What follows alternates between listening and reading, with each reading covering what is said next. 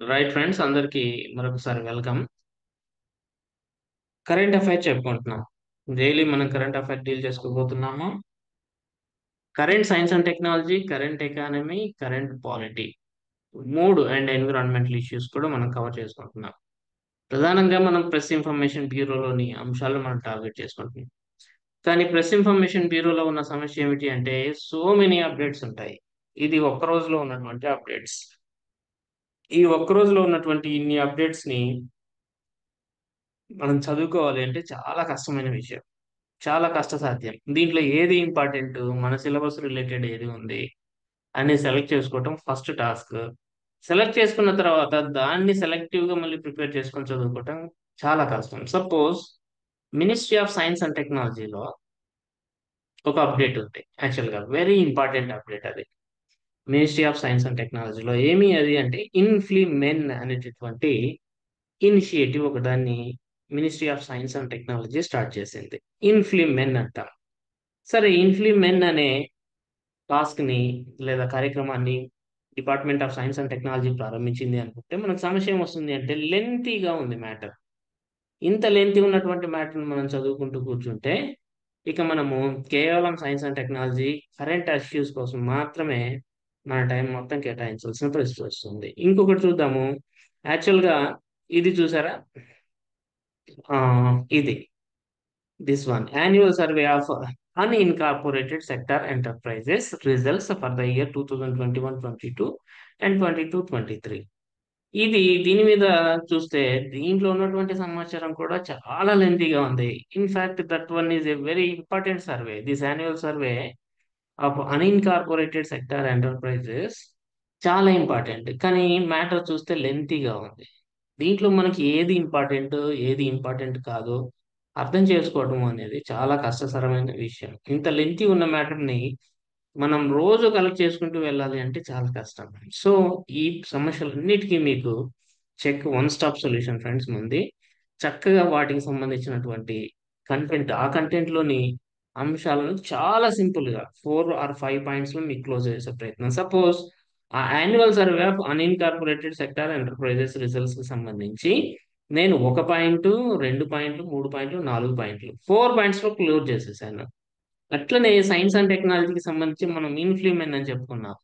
ఇన్ఫ్లిమెన్ కి సంబంధించి ఒక 6, 7 పాయింట్స్ సింపుల్ గా క్లోజ్ చేసేసాం. చాలా సింపుల్ గా ఎగ్జామినేషన్ కి ఉపయోగపడే కంటెంట్ ని కరెక్ట్ గా తీసుకొస్తాయి మన పీడిఎఫ్ లో. సో ఇంకా మీరు ఏమీ చూడని అవసరం లేకుండా ప్రశాంతంగా ఈ పీడిఎఫ్ ను తెలుగులో, ఇంగ్లీష్ లో ఉన్నటువంటి ఈ పీడిఎఫ్ ను పదే పదే రివైజ్ చేసుకోండి. ఎవరైతే రివైజ్ చేసుకుంటారో, వీలైనంత ఎక్కువ సార్లు ఎవరైతే చదువుకుంటారో వాళ్ళకే మార్క్స్ వస్తాయి. మీరు ఒక్కసారి చదివి మేము అక్కడికి వెళ్ళి పర్ఫామ్ చేసుకుంటాము అంటే అది కేవలం మీ భ్రమ. మీ ప్రయత్నం అంతా కూడా బూడిదలో పూసిన పన్నీరు అవుతుంది. వితౌట్ రివిజన్ అనేది ఎవరు కూడా పర్ఫామ్ చేయలేరు. మీరు చదవండి, మళ్ళీ వారాంతంలో, వీకెండ్లో, ఎవ్రీ సండే యువర్ రెస్పాన్సిబిలిటీ ఏమిటి అంటే రివిజన్, రివిజన్, రివిజన్. ఆ వీక్ లో చదివిందంతా రివైజ్ చేసుకోండి. టెస్టులు పెడుతున్నాం, టెస్టుల్లో మళ్ళీ ఇంకోసారి అగైన్ అటెంప్ట్ చేయండి క్లారిటీ వచ్చిన తర్వాత. అట్లా మనం ఇచ్చే పీడిఎఫ్లని, టెస్టుల్ని, క్లాసుల్ని ఎఫెక్టివ్గా యూటిలైజ్ చేసుకుంటే మీకు ఖచ్చితంగా రేస్లో ఉంటారని చెప్పగలుగుతాను. ఓకే, సరే ఫ్రెండ్స్, ఈరోజు 6 జూలై 2024. ఈరోజు ఎన్విరాన్మెంటల్ ఇష్యూస్ ఏమీ లేవు, క్వాలిటీ ఇష్యూస్ ఏమీ లేవు. ఈ రెండు సబ్జెక్ట్స్ నుంచి మీకు కరెంట్ అఫైర్స్ ఏమీ లేవు. బట్ ఎకానమీ నుంచి టాపిక్స్ ఉన్నాయి, సైన్స్ అండ్ టెక్నాలజీ నుంచి టాపిక్స్ ఉన్నాయి. చూద్దాం. ఎకానమీలో ఉన్నటువంటి కరెంట్ ఎకనామిక్ ఇష్యూస్ చూద్దాం. గతిశక్తి విశ్వవిద్యాలయ అనేది ఒకటి న్యూస్ లో ఉంది. గతిశక్తి విశ్వవిద్యాలయ్ అని చెప్పి ఒకటి న్యూస్ లో ఉంది. Very important university. ఇది ఒక central university friends. Central university act 2022 ప్రకారం ఏర్పాటు చేయబడినటువంటి ఒక సెంట్రల్ యూనివర్సిటీ. ఇది ఎక్కడ ఏర్పాటు చేయబడిందంటే గుజరాత్ లోని వడోదరాలో ఏర్పాటు చేయబడింది. Very important fact.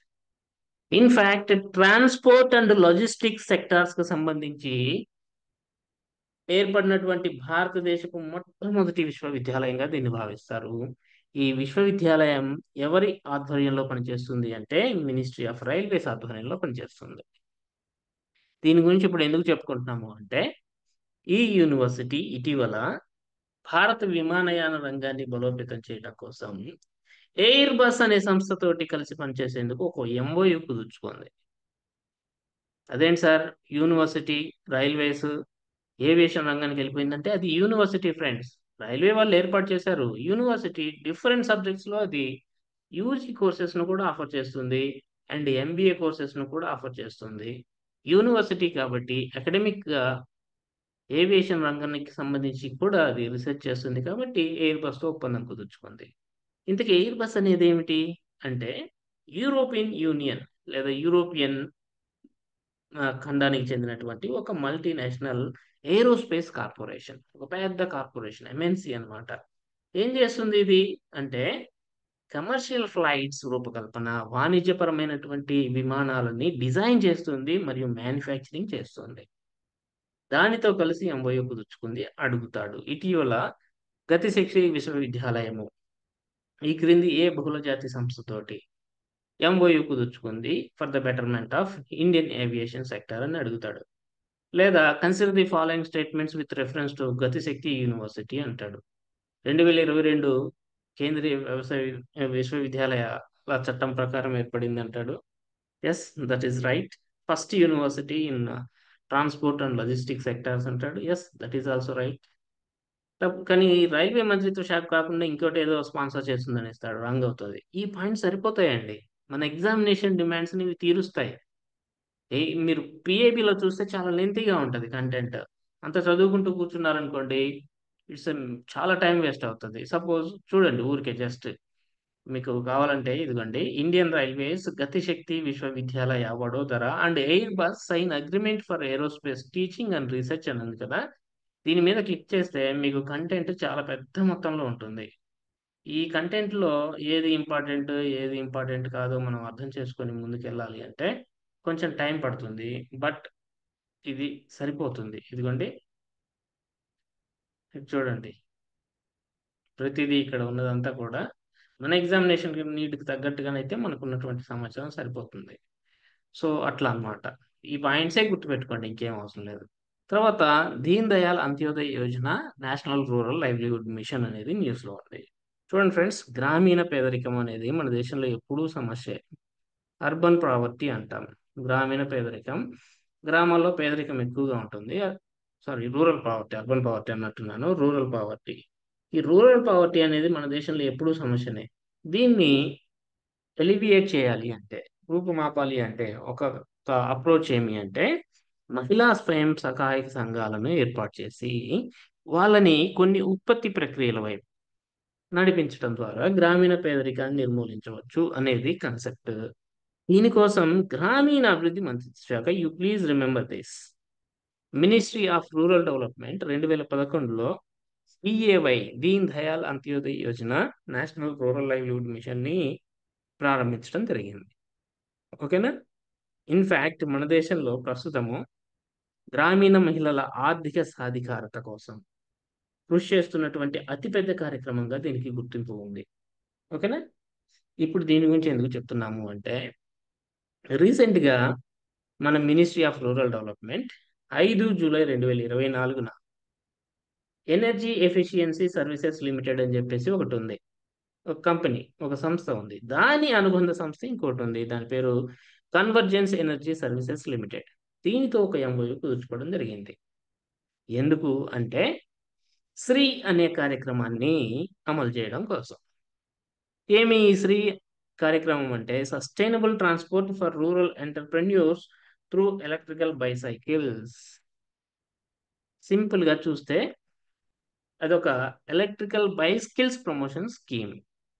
ఎవరైతే మహిళలు డిఏవై ఎన్ఆర్ఎల్ఎం లబ్ధిదారులుగా ఉంటారో వాళ్ళకి కొన్ని అవసరాల కోసం వాళ్ళు ఒక దగ్గర నుంచి ఇంకో దగ్గరికి వెళ్తూ ఉంటారు. ఆ పర్పస్ కోసం, వాళ్ళ ట్రాన్స్పోర్ట్ నీడ్స్ ని ఫుల్ఫిల్ చేయటం కోసం ఎలక్ట్రిక్ సైకిళ్లను, బైసైకిల్స్ ను అందించేటటువంటి కార్యక్రమమే ఈ శ్రీ కార్యక్రమం. శ్రీ కార్యక్రమాన్ని అమలు చేయడం కోసం ministry of rural development EESL యొక్క అనుబంధ సంస్థ అయినటువంటి CESL, that is convergence energy services limited తో ఎంఓయూ ఉంది. శ్రీ అనే కార్యక్రమం అంటే ఏంటి అని అడుగుతాడు సింపుల్ గా. ఇది ఎలక్ట్రిక్ బైసైకిల్స్ ని ఎన్ఆర్ఎల్ఎం లబ్ధిదారులకు అందించేటటువంటి స్కీమ్. అల్టిమేట్ పర్పస్ ఏమిటి అంటే గ్రీన్ మొబిలిటీని ప్రోత్సహించాలి. ఓకేనా? You please remember. ఇది సరిపోతాయి, ఇంకా ఎగ్జామినేషన్ నీడ్స్ ని ఇవి ఖచ్చితంగా తీరుస్తాయి. మీకు ఇక్కడ లెంతీగా ఉంటుంది. ఇది పెట్టుకున్నారనుకోండి చాలా టైం తీసుకుంటుంది. ఇదిగోండి Shri, this is your Shri scheme. తర్వాత ఇదంతా రాసుకొచ్చారు. MOU CESL etcetera etcetera etcetera etcetera ఇట్లా ఇట్లా రాసుకొచ్చారు. ఇలా కాకుండా మనం డైరెక్ట్ గా ఇచ్చేసాం. 4 పాయింట్స్ లో క్లియర్ అయిపోయింది మీకు. ఎనఫ్. దెన్ ఇది చాలా లెంతీగా ఉందని ఇందాక మీకు చూపించాను అక్కడ. చూడండి, ఒక సర్వే రిలీజ్ అయింది. సర్వే పేరు ఏమి అంటే unincorporated sector enterprises. Annual survey of unincorporated enterprises అనాలి. Annual survey of unincorporated sector enterprises. దీని యాన్యువల్ సర్వే ఫలితాలు బయటికి రావడం జరిగింది ఫర్ ద ఇయర్ 2021 అండ్ 2022-23. ఎవరు పబ్లిష్ చేస్తారు annual survey of unincorporated sector enterprises ది అంటే ministry of statistics and programme implementation అనే ఒక మంత్రిత్వ శాఖ ఉంది కదా, దాని కింద పనిచేసే ఎన్ఎస్ఎస్ఓ వాళ్ళు దీన్ని ప్రచురించడం జరుగుతుంది. ఇంతకీ ఏమిటిది, ఏమి సర్వే అంటే అన్ఇన్కార్పొరేటెడ్ సెక్టార్ ఎంటర్ప్రైజెస్ కి సంబంధించిన సర్వే. మామూలుగా లీగల్ ఐడెంటిటీని బేస్ చేసుకొని లేదా చట్టబద్ధతను బేస్ చేసుకొని, లీగల్ ఐడెంటిటీ మీన్స్ చట్టబద్ధత. ఈ లీగల్ ఐడెంటిటీని బేస్ చేసుకొని కంపెనీలని లేదా వ్యాపార సంస్థల్ని 2 రకాలుగా వర్గీకరిస్తారు, ఇన్కార్పొరేటెడ్ అండ్ అన్ఇన్కార్పొరేటెడ్ అని. ఇన్కార్పొరేటెడ్ అంటే ఏమిటి? చట్ట ప్రకారం ఏర్పాటైనటువంటి వ్యాపార సంస్థ. సింపుల్ గా చెప్పాలంటే ఆ వ్యాపార సంస్థకి ఒక చట్టబద్ధత అనేది ఉంటుంది. మనుషులు వేరు, వ్యాపార సంస్థ వేరు అనే కన్సెప్ట్ ఇందులో ఉంటుంది. ఇన్కార్పొరేటెడ్ సంస్థల్లో ఆస్తి అప్పు అంతా వ్యాపార సంస్థ పేరు మీదుగా ఉంటాయి, పర్సన్స్ పేరు మీదుగా ఉండవు ఇక్కడ. కానీ అన్ఇన్కార్పొరేటెడ్ లో లీగల్ సెపరేషన్ అనేది ఉండదు. ఆ ఫామ్ కిను ఓనర్స్ కి లీగల్ సెపరేషన్ ఉండదు, కానీ ఇక్కడ క్లియర్ గా లీగల్ సెపరేషన్ ఉంటుంది ఇన్కార్పొరేటెడ్ లో. Suppose private limited companies, public limited companies అనేవి ఏమిటి, ఇవన్నీ they are all incorporated entities. అట్లా కాకుండా పార్ట్నర్షిప్ ఫార్మ్స్ ఉంటాయి, సోల్ ప్రొప్రైటర్షిప్, చిన్న చిన్న చాలా షాప్స్ కూడా ప్రొప్రైటర్షిప్ ఫార్మ్స్ ఉంటాయి. ప్రొప్రైటర్స్ ఉంటారు, ఒకళ్ళే నిర్వహిస్తుంటారు. వాళ్ళకు ఒక సెపరేట్ లీగల్ ఎంటిటీ అనేది ఉండదు. వాళ్ళకి వ్యాపార సంస్థ అనేది సెపరేట్ కాదు. సో ఈ అన్ఇన్కార్పొరేటెడ్ సంస్థల యొక్క సర్వేని నిర్వహించింది మన ఎన్ఎస్ఎస్ఓ. దానికి సంబంధించిన ఫలితాలు ఇవ్వడం జరిగింది. సో మొత్తం అన్ఇన్కార్పొరేటెడ్ సెక్టార్లో యొక్క ఎంటర్ప్రైజెస్ సంఖ్య ఎంత మన దేశంలో? అన్ఇన్కార్పొరేటెడ్ పరిశ్రమలు లేదా వ్యాపార సంస్థలు ఎంత ఉన్నాయి అంటే 2021-22లో 5.97 కోట్లు ఉన్నాయి. 5,97,00,000 ఉన్నాయి.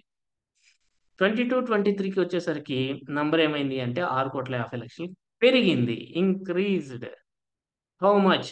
గ్రోత్ రేట్ ఎంత అంటే 5.88%. ఇదే మీకు ఇంపార్టెంట్ ఫ్యాక్ట్. ఎవరు రిలీజ్ చేస్తారు? అసలు ఏంటి అది? What is the fact? ఇంకొంచెం డెప్త్కి వెళ్తే ఈ అన్ఇన్కార్పొరేటెడ్ సంస్థల్లో మహిళలు ఎక్కువగా ఉన్నారా, మహిళలు ఎక్కువగా నడిపిస్తున్నారా, పురుషులు ఎక్కువగా నిర్వహిస్తున్నారా అంటే 54% ఆఫ్ ది ఎంటర్ప్రైజెస్ ని మహిళా పారిశ్రామికవేత్తలు నిర్వహిస్తున్నారు. అయితే తయారీ రంగానికి సంబంధించినవి అయితే తయారీ రంగంలో ఉన్న అన్ఇన్కార్పొరేటెడ్ సంస్థలలో 54% ఎంటర్ప్రైజెస్ ని మహిళా పారిశ్రామికవేత్తలు నిర్వహిస్తున్నారు. అయితే ఏ రాష్ట్రంలో ఎక్కువగా ఉన్నాయి ఈ అన్ఇన్కార్పొరేటెడ్ సంస్థలు అనేది ఇంకో యాంగిల్. ఉత్తరప్రదేశ్ రాష్ట్రంలో గ్రామీణ పట్టణ ప్రాంతాలు రెండు కలిపితే అత్యధిక సంఖ్యలో దేశంలో అన్ఇన్కార్పొరేటెడ్ సంస్థలను కలిగినటువంటి రాష్ట్రం ఉత్తరప్రదేశ్. ఆ తర్వాత వెస్ట్ బెంగాల్, ఆ తర్వాత మహారాష్ట్ర ఉన్నాయి. ఈ 3 పాయింట్లు నాకు ఇంపార్టెంట్ అనిపించింది, నేను పిక్ చేశాను. వీటితో పాటు మీకు ఒక్కటి ఏమి అంటే ప్లీజ్ సీ హియర్ వన్స్. సరిపోతుందండి, అది సరిపోతుంది. అంతవరకు ఆ 3 పాయింట్స్ అనేవి మీకు సరిపోతాయి. ఇంతవరకు గుర్తుపెట్టుకోండి ఫ్రెండ్స్. నెక్స్ట్ సెహర్ ప్రోగ్రామ్ అనేది ఇంకోటి ఉంది. సెహర్ ప్రోగ్రామ్ ఇదేమి అంటే చూడండి, ఉమెన్ ఎంటర్ప్రినర్షిప్ ప్లాట్ఫామ్ అనేది ఒకటి ఉంది. అంటే ఏంటో చెప్తాను నేను.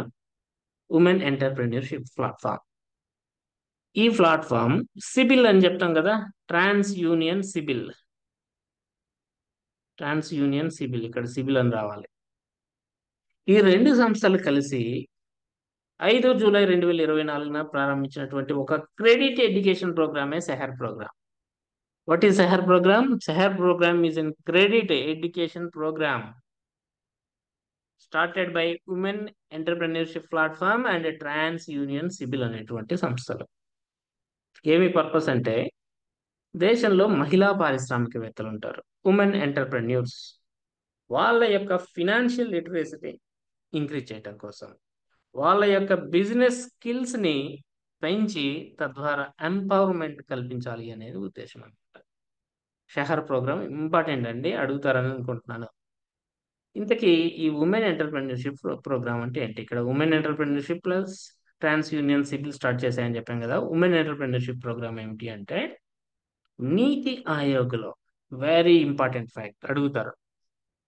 నీతి ఆయోగ్లో ఇంక్యుబేట్ చేయబడినటువంటి ఒక పబ్లిక్ ప్రైవేట్ భాగస్వామ్య సంస్థనే ఈ ఉమెన్ ఎంటర్ప్రెన్యూర్షిప్ ప్రోగ్రామ్ అనేటటువంటిది. 2018లో నీతి ఆయోగ్లో ఏర్పాటైంది. 2022లో అది పబ్లిక్ ప్రైవేట్ పార్ట్నర్షిప్ ఫామ్ గా మారింది. ఓకేనా? ఇనిషియల్ గా స్టార్ట్ అయింది 2018లో, but it converted into public private partnership platform in the year 2022. ఓకేనా? That is the meaning of 2018 and 22. ఎందుకు ఏర్పాటు చేశారు దీన్ని? ఒక పబ్లిక్ ప్రైవేట్ ప్లాట్ఫామ్ గా నీతి ఆయోగ్లు ఎందుకు ఏర్పాటు చేశారంటే, భారతదేశంలో మహిళా పారిశ్రామికవేత్తలకు అనుకూలమైనటువంటి వ్యవస్థను సృష్టించడం కోసం, ఒక ఒక మంచి వాతావరణాన్ని, మహిళా పారిశ్రామికవేత్తలు ఎదగడానికి అవసరమైనటువంటి అనుకూల వాతావరణాన్ని సృష్టించడం కోసం ఇది కృషి చేస్తుంది. దానికోసం ఏర్పాటు చేశారు. ఇక వెరీ వెరీ ఇంపార్టెంట్, మీకు ఫినాన్షియల్ ఇంక్లూజన్ ఉంది, సస్టైనబుల్ డెవలప్, మనకి ఇంక్లూజన్ అనే టాపిక్ ఉంది. ఖచ్చితంగా అడుగుతారు మీకు. ఫినాన్షియల్ ఇంక్లూజన్ అనే టాపిక్ కి చాలా చాలా important. Financing women collaborative very very important friends. మనం ఇప్పుడే మాట్లాడుకున్నాం ఉమెన్ ఎంటర్ప్రెన్యూర్షిప్ ప్లాట్ఫామ్ అని, నీతి ఆయోగ్లో ఉన్నటువంటి ఒక పబ్లిక్ ప్రైవేట్ పార్ట్నర్షిప్ ప్లాట్ఫామ్ అని చెప్పాం కదా. అది స్టార్ట్ చేసినటువంటి కార్యక్రమమే దిస్ ఫినాన్సింగ్ ఉమెన్ కొలాబరేటివ్. మీకు పిఏబిలో క్లియర్గా ఇచ్చాడు చూడండి. మీకు ఇక్కడ చూస్తే మీకు కొంచెం ఎక్కువ గుర్తుంటుంది. ఫినాన్సింగ్, జస్ట్ మినిట్, నీతి ఆయోగ్ కింద ఉంటుంది. ఇదిగోండి, ఇదిగోండి, second meeting of financing women collaborative అని ఉందా ఇక్కడ. ఫినాన్సింగ్ ఉమెన్ కొలాబరేటివ్ ఏంటి? ఈ ఫినాన్సింగ్ ఉమెన్ కొలాబరేటివ్ అనేది నేను రాసుకొస్తున్నాను. చాలా కంటెంట్ ఉంటుంది, మనకు అంత అవసరం లేదు. ఫినాన్సింగ్ ఉమెన్ కొలాబరేటివ్ అంటే, ఈ ఉమెన్ ఎంటర్ప్రినర్షిప్ ప్లాట్ఫామ్ ప్రారంభించినటువంటి కార్యక్రమం ఎప్పుడు ప్రారంభించింది అంటే సెప్టెంబర్ 2023లో ప్రారంభించింది. ఎందుకు ప్రారంభించింది అంటే, మహిళా పారిశ్రామికవేత్తలకు ఫైనాన్స్ అందుబాటులోకి తీసుకురావడం కోసం. ఇక్కడ ఏమిటి, మొత్తం ఓవరాల్ గా మహిళా పారిశ్రామికవేత్తలకు అనుకూలమైనటువంటి పెట్టుబడి వాతావరణాన్ని క్రియేట్ చేయడం అనేది ఈ ఉమెన్ ఎంటర్ప్రినర్షిప్ ప్లాట్ఫామ్ యొక్క లక్ష్యం కాగా, ఇక్కడ ఫినాన్సింగ్ కొలాబరేటివ్, ఉమెన్ కొలాబరేటివ్ అనేది ఎందుకు అంటే, మహిళా పారిశ్రామికవేత్తలకు ఫినాన్స్ అవసరాలను అందుబాటులోకి తీసుకురావడం కోసం. సరే, దీనికి సిడ్బి అధ్యక్షత వహిస్తుంది అనేది చాలా చాలా ఇంపార్టెంట్ ఫ్యాక్ట్. ఆ తర్వాత ట్రాన్స్ యూనియన్ సిబిల్ అనేది సహాధ్యక్షత వహిస్తుంది అనేది ఇంకొక important fact. With these 4 points you can easily face the exam. మొత్తం చదవాల్సిన పనే లేదు. ఓకేనా? ఈ రకంగా మనం పిఐబిలో ఉన్నటువంటి అంశాలను చాలా క్రిస్ప్ గా పెట్టేశాము. వీటిని మల్టిపుల్ టైం చదువుకోండి, గుర్తుండవు, ఇవే గుర్తుండవు మనిషికి. ఎవరికి, మీకే కాదు, ఎవరికైనా గుర్తుండవు. ఈవెన్ ఐఏఎస్ ఆఫీసర్ అయ్యాడు, ఈరోజు సెలెక్ట్ అయ్యాడు అంటే, మీరు ఒక 2 months తర్వాత సబ్జెక్ట్కి సంబంధించిన అంశాలు అడగండి, ఏమీ గుర్తుండవు. Damn sure friends. కాబట్టి ఎగ్జామ్ వరకు మనకు గుర్తుండాలి అంటే ఖచ్చితంగా మీకు రివిజన్ అనేది compulsory. Revision is your responsibility. Then I'm moving to science and technology issues.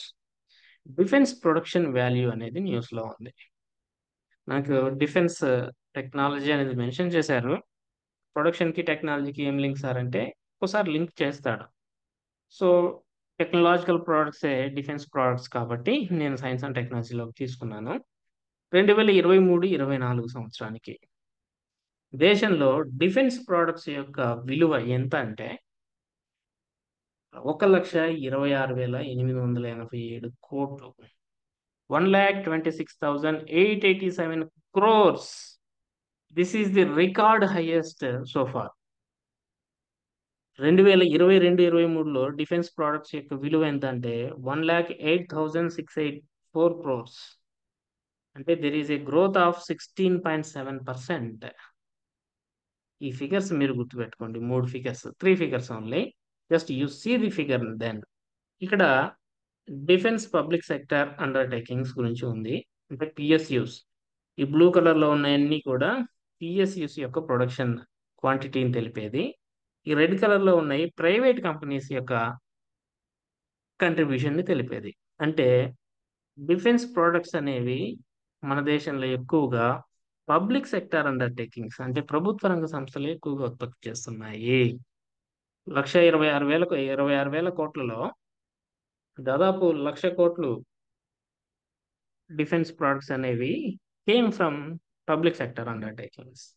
Private companies నుంచి జస్ట్ 26,000 క్రోర్సే వచ్చింది. అంటే 75-25 రేషియోలో ఈ డిఫెన్స్ ప్రొడక్ట్స్ అనేవి మన దేశంలో ఉత్పత్తి గావించబడుతున్నాయి. గుర్తుపెట్టుకోండి. ఇంతకు మించి మీకు అవసరం లేదు. ఇంకేం అవసరమే ఉండదు. ఇంకొక పాయింట్ ఏమిటి అంటే there is steady increase in indigenous production of defence products. ఓవరాల్‌గా there is a steady increase, క్రమేపీ పెరుగుతున్న ట్రెండ్‌ని కూడా మనం చూస్తున్నాం. ఎనఫ్ ఎగ్జామినేషన్ పర్పస్‌లో ఇంతకు మించి మీకు అవసరం లేదు. ఇంకా ఒక important partnership is in use అండి. పీఐబీలో మెన్షన్ చేయబడింది ఇది. మీకు ఒకసారి ఇది మీకు చూపిస్తాను. So that you can remember very well అన్నమాట. వేర్ ఈస్ థాట్ అంటే ఏ మినిస్ట్రీలో ఉన్నా గాని పట్టుకురావాలి. ఒక్క సెకండ్. ఇదిగోండి this one. Union health minister Sri JP Nadda delivers keynote address at 33rd PMNCH board meeting at Geneva. Public హెల్త్‌కి సంబంధించింది ఇది. మనకు పబ్లిక్ హెల్త్ టాపిక్ ఉంది. సో ఏంటి ఈ partnership for maternal and newborn child health అంటే పేరులోనే కనపడుతుంది. Maternal, newborn and child health కోసం ప్రపంచవ్యాప్తంగా ఒక సంస్థ ఏర్పడింది. దాన్నే partnership for maternal and newborn child health అని పిలుస్తున్నాం. 2005లో ఏర్పాటైంది ఇది. ఈ సంస్థలో ఎవరెవరు ఉంటారు అంటే ప్రభుత్వాలు ఉంటాయి. వివిధ రకాల డోనర్స్ ఉంటారు. వివిధ రకాల ఫౌండేషన్స్ ఉంటాయి. ఎన్‌జీఓలు ఉంటాయి. ఇలాంటివన్నీ కలిసి 1400 కంటే ఎక్కువ భాగస్వామ్య సంస్థలతో ఏర్పాటైందది. ఓకేనా? ఇన్ని భాగస్వామ్య సంస్థలతో ఏర్పాటైనటువంటి ఈ పీఎంఎన్‌సీహెచ్ ఏం చేస్తుందంటే మహిళలు, పిల్లలు మరియు కౌమార దశలు అడోలసెన్స్ అంటాం కదా! టీనేజ్‌లో ఉన్నవాళ్ళు. వాళ్ళ ఆరోగ్యము ప్లస్ శ్రేయస్సు కోసం కృషి చేస్తుంది. ఇలాంటి రంగంలో కృషి చేసే ప్రపంచంలోని అతి పెద్ద కూటమిగా దీనికి పేరుంది. దీని హెడ్ క్వార్టర్ ఎక్కడుందంటే వరల్డ్ హెల్త్ ఆర్గనైజేషన్‌లోనే దీనికి ఒక ఆఫీస్ ఉంది.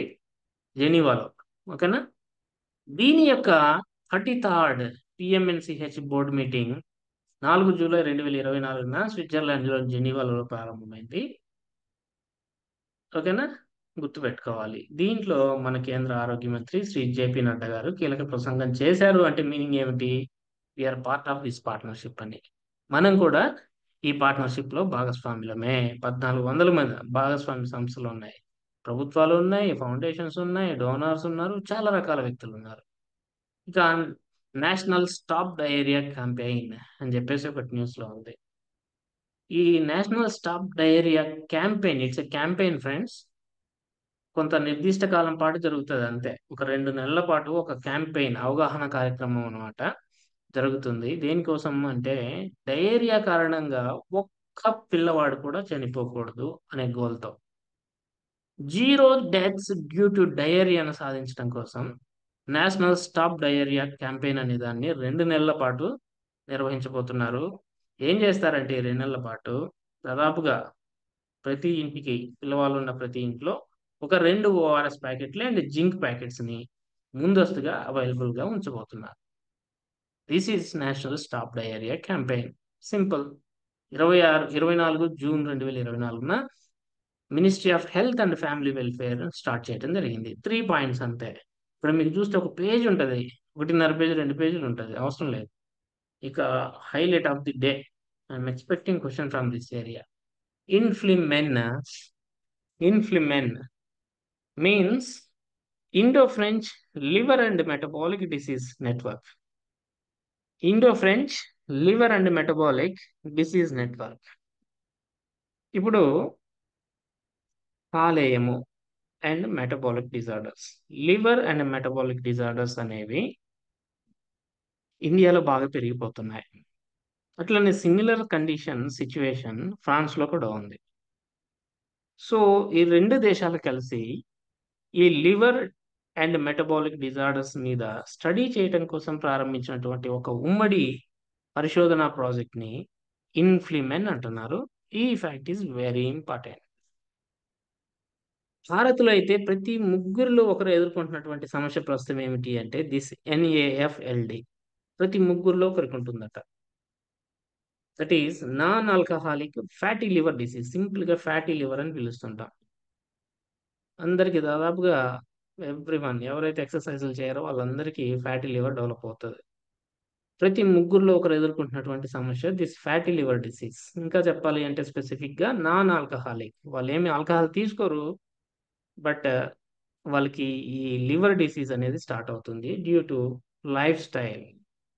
ఎక్సర్సైజ్ లేకపోవటము, జంక్ ఫుడ్స్ ఎక్కువగా తీసుకోవటము, ఇలాంటి జీవన శైలి కారణంగా మెటబాలిజం అనేది దెబ్బతిని ఫ్యాటీ లివర్ కి ఫ్యాట్ ఎక్కువ యాడ్ అవుతుంది. That leads to cirrhosis and cancer. That is the issue. So ఈ సమస్యను పరిష్కరించుకోవటం కోసం, దీని మీద రీసెర్చ్ ని ప్రమోట్ చేయడం కోసం, కీలక సమస్యలేమో గుర్తించడం కోసం ఈ ఇన్ఫ్లిమెన్ అనేది స్టార్ట్ చేయడం జరిగింది ఫ్రాన్స్ అండ్ ఇండియా. అయితే ఈ ఇన్ఫ్లిమెన్ ప్రాజెక్ట్ గురించి అంత తెలుసుకుంటే సరిపోతుంది. బట్ ఇక్కడ 2 సెంటర్స్ అనేవి ఈ రోల్ ప్లే చేయబోతున్నాయి ఇక్కడ ఈ ఇన్ఫ్లిమెన్ ప్రాజెక్ట్ లో. ఒకటి Indo French centre for the promotion of advanced research అంటాము. ఇది ఇప్పటిది కాదు, 1987లో స్థాపించారు. న్యూఢిల్లీలో ఉంది. ఈ 2 ఫ్యాక్ట్సే గుర్తుపెట్టుకోండి. ఇది కీ రోల్ ప్లే చేయబోతుంది ఈ ఇన్ఫ్లిమెన్ ప్రాజెక్ట్ లో. అంతేకాకుండా institute of liver and biliary sciences, ఇది కూడా న్యూఢిల్లీలోనే ఉంది. ఇన్ఫ్లిమెన్ వర్చువల్ నోడ్ ని యాక్చువల్గా ఇక్కడే ప్రారంభించడం జరిగింది, వర్చువల్ గా ఈ కార్యక్రమాన్ని. సో ఈ ఫ్యాక్ట్స్ గుర్తుపెట్టుకొని సరిపోతుంది. ఇంకేం వద్దు ఫ్రెండ్స్, ఎక్కువ ఏం అడగడు. సో ఇంకోటి అటల్ ఇమ్యూనిటీ ఇన్నోవేషన్ సెంటర్స్ అనేది, సారీ ఇమ్యూనిటీ కాదు, community. Atal community innovation centres. Atal community innovation centres. We have already dealt about this in core topics. Core లో చెప్పాం. అటల్ ఇన్నోవేషన్ మిషన్ లో అటల్ కమ్యూనిటీ ఇన్నోవేషన్ సెంటర్స్ ఉంటాయని చెప్పాను. చూడండి ఫ్రెండ్స్, ఇప్పుడు మన దేశంలో చాలా ప్రాంతాల్లో కూడా డెవలప్మెంట్ అనేది సరిగ్గా లేదు. కొన్ని బాగా వెనుకబడిపోయి ఉంటాయి. ఇవి అభివృద్ధి చెందాలి అంటే ఒక అవకాశం ఏమి అంటే, ఒకటి ఇన్ఫ్రాస్ట్రక్చర్ ఏర్పాటు చేయాలి. కేవలం ఇన్ఫ్రాస్ట్రక్చర్ ఏర్పాటు చేసి వదిలేస్తే సరిపోతుందంటే కాదు. అక్కడ ఇన్నోవేషన్ కూడా రావాలి. సృజనాత్మక స్ఫూర్తి అనేది అక్కడ రావాలి. కొత్తగా ప్రొడక్ట్స్ రావాలి, రకరకాల ప్రొడక్ట్స్ రావాలి. ఇట్లాంటి ఒక అనుకూలమైన వాతావరణాన్ని స్థాపిస్తే, don't write on screen, somebody is writing on screen. Why? Screen మీద ఎందుకు రాస్తున్నారండి? సరే రాయద్దు స్క్రీన్ మీద. సో ఒక అనుకూలమైన వాతావరణాన్ని క్రియేట్ చేయాలి. ఒకటి ఇన్ఫ్రాస్ట్రక్చర్ క్రియేట్ చేయాలి, లేదా ఇన్నోవేషన్ ని ప్రమోట్ చేయాలి. ఎట్లాంటి వాతావరణం సృష్టిస్తే అక్కడ ఆటోమేటిక్గా డెవలప్మెంట్ స్టార్ట్ అవుతుంది అని చెప్పేసి అటల్ ఇన్నోవేషన్ మిషన్ లో భాగంగా ప్రారంభించిన కార్యక్రమమే ఈ అటల్ ఇన్నోవేషన్ సెంటర్స్ ప్రోగ్రామ్. నీతి ఆయోగ్ లోని ఈ Atal innovation mission UNDP India సహకారంతో, యుఎన్డిపి ఇండియా సహకారంతో ఈ లక్ష్యాన్ని సాధించడం కోసం, అంటే అభివృద్ధి చెందిన ప్రాంతాల్లో ఇన్ఫ్రాస్ట్రక్చర్ అండ్ ఇన్నోవేషన్ ని తీసుకురావాలనే లక్ష్యాన్ని సాధించడం కోసం కమ్యూనిటీ ఇన్నోవేషన్ ఫెలోషిప్ ప్రోగ్రామ్ అని చెప్పేసి ఈ సెంటర్స్ కింద స్టార్ట్ చేయడం జరిగింది ఈ ప్రోగ్రామ్ లో భాగంగా. ఏంటి ఒక ఫెలోషిప్ ప్రోగ్రామ్ని స్టార్ట్ చేశాం. ఫెలోషిప్ ప్రోగ్రామ్ అంటే ఏం చేస్తారు, కొంతమందిని సెలెక్ట్ చేసుకుని వాళ్ళకి ట్రైనింగ్ ఇచ్చేసి స్కిల్స్ అందిస్తారు ఆ ప్రాంతంలో ఇన్నోవేషన్ను ప్రమోట్ చేయడం కోసం.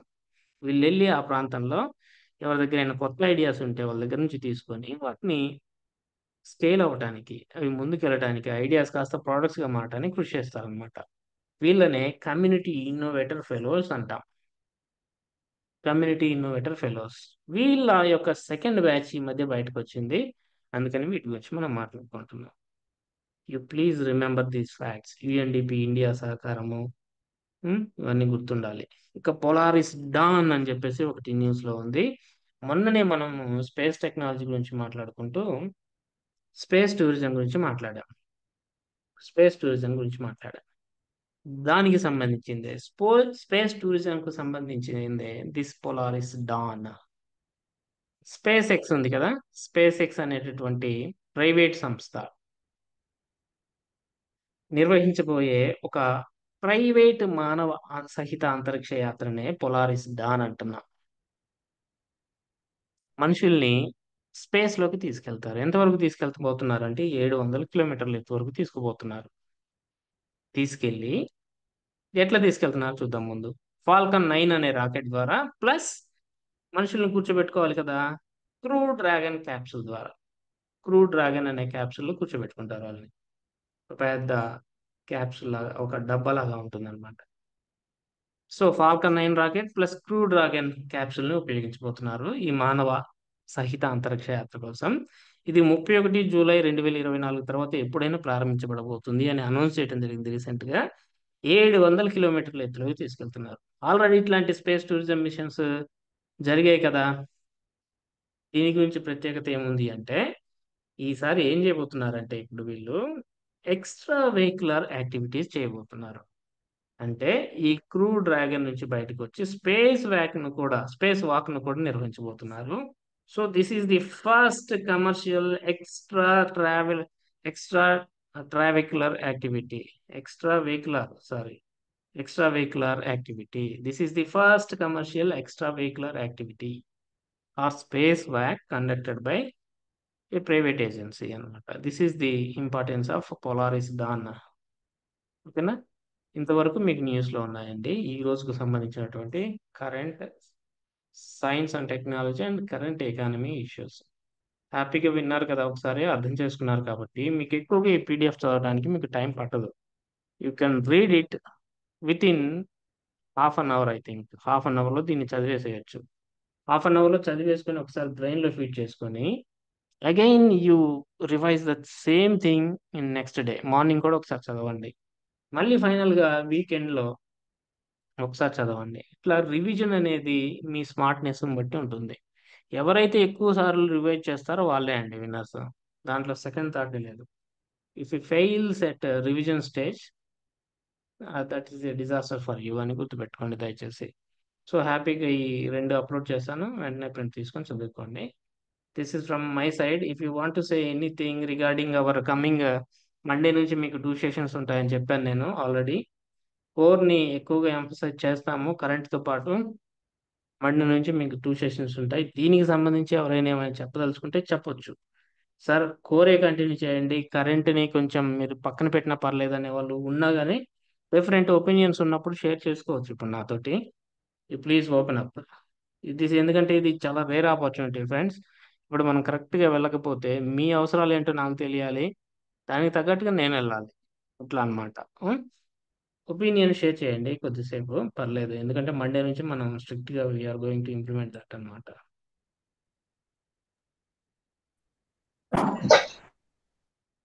సార్ మధ్య మధ్యన 8 to 10 ఉన్నప్పుడు కొద్దిగా మధ్య మధ్యన క్వశ్చన్స్ రైజ్ చేస్తున్నాను సార్. ఓకే, ఎందుకంటే కొద్దిగా 8 to 10 నిద్ర వస్తుంటాం, కొద్దిగా మధ్య మధ్య ఏదైనా క్వశ్చన్ అరైజ్ చేస్తుంటే కొద్దిగా అలర్ట్ అవుతుంది సార్. ఇంకా ఫ్రెండ్స్ సబ్జెక్ట్ కి సంబంధించి కరెంట్ సార్ కోర్ అనేది గుడ్ ఈవినింగ్ సార్. కార్పొరేటెడ్ సెక్టర్ కి ఎగ్జాంపుల్ ఏముంటుంది సార్? ఏమండి అన్ఇన్కార్పొరేటెడ్ సెక్టర్ కి ఎగ్జాంపుల్ ఏముంటుంది సార్? నార్మల్ అన్ఇన్కార్పొరేటెడ్ సెక్టార్స్ కా ఆ, ఇప్పుడు నేనే ఒక బిజినెస్ స్టార్ట్ చేస్తానండి. నేనేం చేస్తాను అంటే ఒక రెడీమేడ్ బిజినెస్ స్టార్ట్ చేస్తా. నేనేం చేస్తా సింపుల్ గా, ఎవ్వరూ లేరు, పార్ట్నర్ ఉన్నాడు అనుకుందాం, ఇద్దరు పార్ట్నర్స్, నేను ఇంకా నా ఫ్రెండ్ స్టార్ట్ చేశాడు. నేనేం చేస్తానంటే కంపెనీస్ యాక్ట్ దగ్గరికి వెళ్ళి కంపెనీస్ యాక్ట్ కింద రిజిస్టర్ చేయను. దానికి ఒక ఐడెంటిటీ ఇవ్వను ఆ కంపెనీకి. కంపెనీ యాక్ట్ కింద రిజిస్టర్ అయింది అంటే ఆ కంపెనీకి ఒక స్పెషల్ ఐడెంటిటీ ఉంటుంది.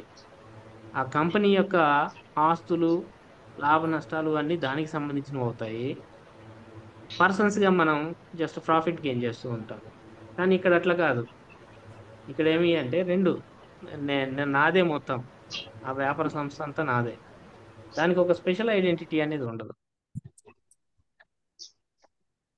సార్ సార్ అలా సిలబస్ లో ఐడెంటిటీ సార్ ఉండకపోతే అంటే ట్యాక్స్ రైడ్స్ అవుతాయి కదా సార్, నార్మల్ గా అంటే ప్రాఫిట్ ఎంత వస్తుంది